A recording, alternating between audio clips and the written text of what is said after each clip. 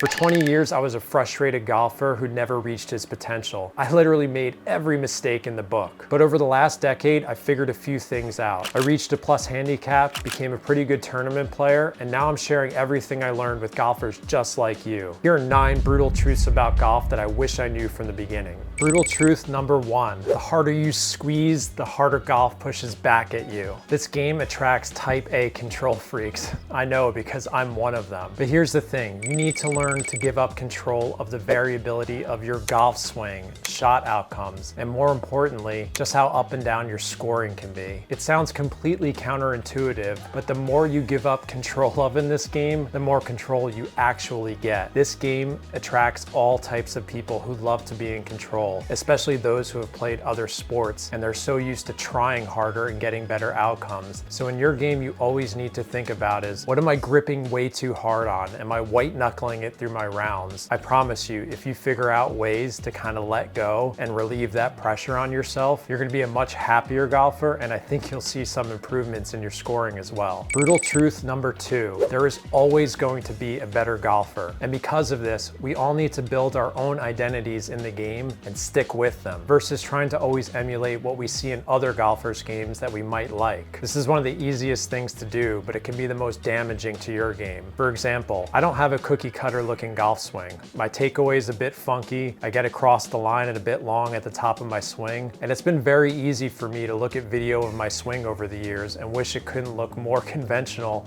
like some other golfers I play with in tournaments. I know those parts of my swing serve a specific function, and I'm always using my ball flight feedback to help build that golf swing. But if I started taking pieces of someone else's swing that I thought looked prettier and put it into my swing, it could break the whole thing. Another piece of our identity is how we conduct ourselves on the golf course. When I first took up the game, I was watching Tiger on TV, and I thought that I needed to be so serious and intense just like him to play well, and it completely backfired on me.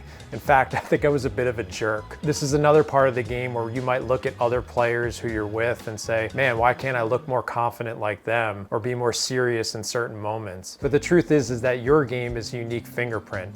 So for me, I find that the less intense I was and almost friendlier I was with my playing partners, that relieved a lot of the pressure on myself. So think about what puts you inside your best comfort zone when you play. And I don't want to give the impression that there's nothing to learn from other golfers, especially playing with better ones, but there is a fine line from learning and then trying to copy. So think of your golf game as kind of this unique puzzle with all these different pieces that hopefully fit in the right places, but also have some caution from constantly trying to take pieces from someone else's game and put them in yours, because quite often it won't fit. Brutal truth number 3, golf can jump out of nowhere and bite you hard. It doesn't matter whether you've had a good stretch of holes, a few rounds, or even months where you're playing well. We all know that we're one swing away from disaster and staring into the abyss and thinking that our game is absolutely falling apart. This is totally normal and nothing to panic over. It's happened to me more times than I can count. And I think that's one of the hardest things to accept about golf in general, is that the bedrock of your game can be shaken at just about any moment. It definitely happens to the PGA Tour player I coach, and the best thing that he can do, or just about anyone else, is start thinking about it rationally and not emotionally. Asking good questions, thinking about what's within your control that you can change, but understanding that we don't fully control the trajectory of our golf game. And as I said, at any given moment, things can seem totally out of whack. And I can't stress this enough, that it's totally normal and nothing to panic over. Brutal truth number 4, learning more about the golf swing can actually make you worse. Watching YouTube videos and reading books about golf technique does not automatically transfer to your game. I know you're watching this on YouTube and the algorithm is literally feeding you swing tips all day long, and a lot of golfers just assume that the more they learn about the swing, the more it translates to their game. I think they think it's like that scene in The Matrix with Neo where they plug that thing in his head and all of a sudden he learns how to be an expert in different martial arts. I wish it worked that way in golf, but it does not. In fact, I'd say the opposite is true. The more you learn about the golf swing, the more it presents the opportunity that on the course, when you actually need to execute, you have all these different thoughts in your head of different swing technique advice that you've seen online or read about, and then you're just frozen over the ball with too many conflicting thoughts. So I actually think it's more productive to learn about the unique matchups of your golf swing. And that's why I always say to golfers, it is a great investment at some point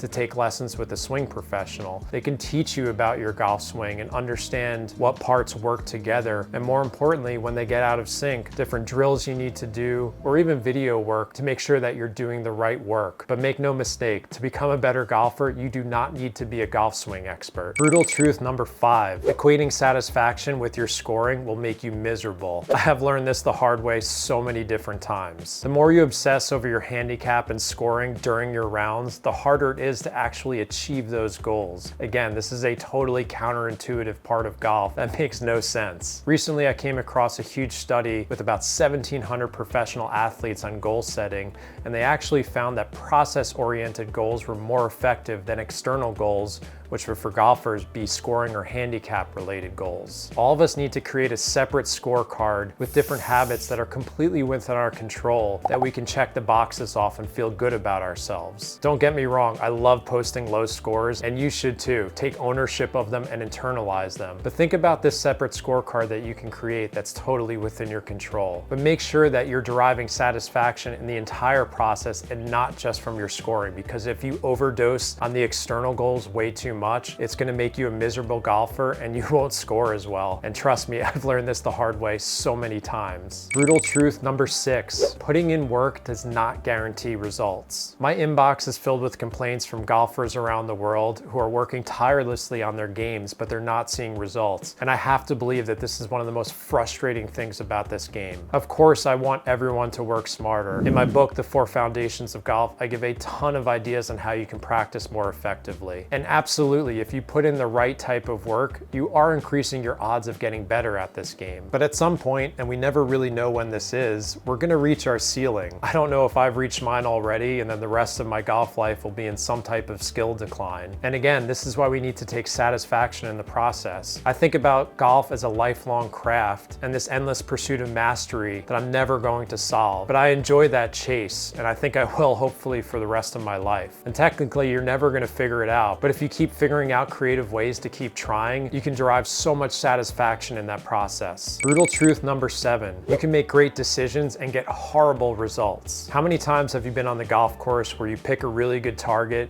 you go through your routine, you're fully committed and feeling good about the shot, and then you chunk it?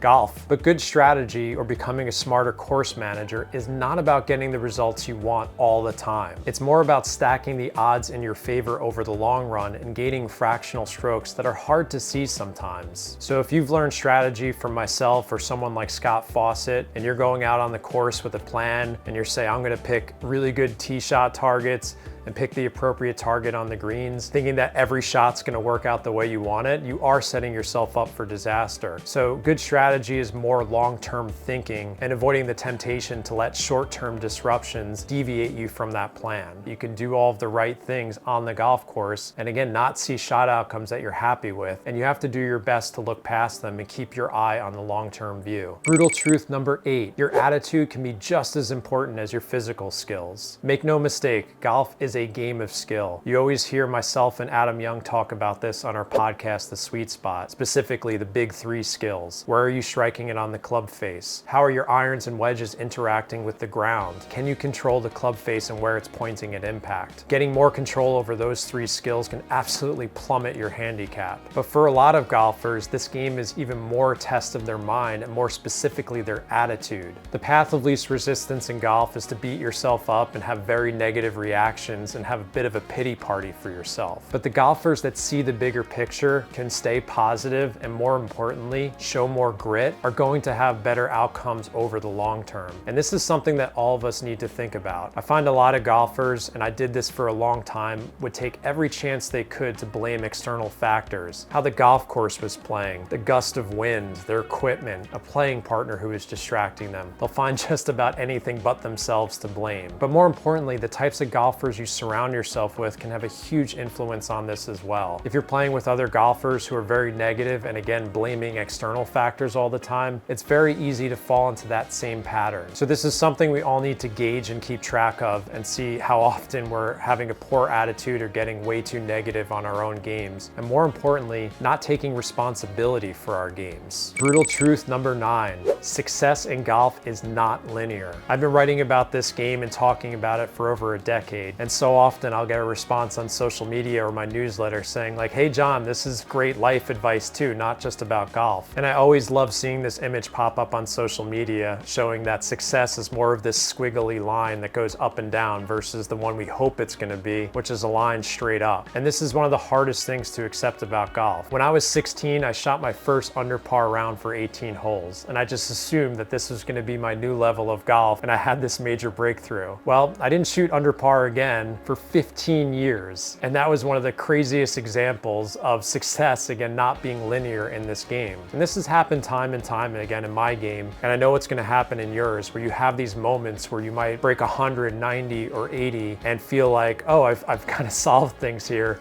and this is what I can expect from now on. And then the next 3 months are kind of a total disaster. Obviously, it doesn't always happen that way, but it's not something to panic over or be shocked that when you kind of reach a new summit of the mountain that you get knocked down a few pegs. That's what this game does to all of us, and we need to remain patient and again, look at the big picture. There's so many other brutal truths that this game has taught me, and I'd love to hear about yours in the comments section. And be sure to check out my last video where I teach you the secret to golf in less than 15 minutes with a series of images.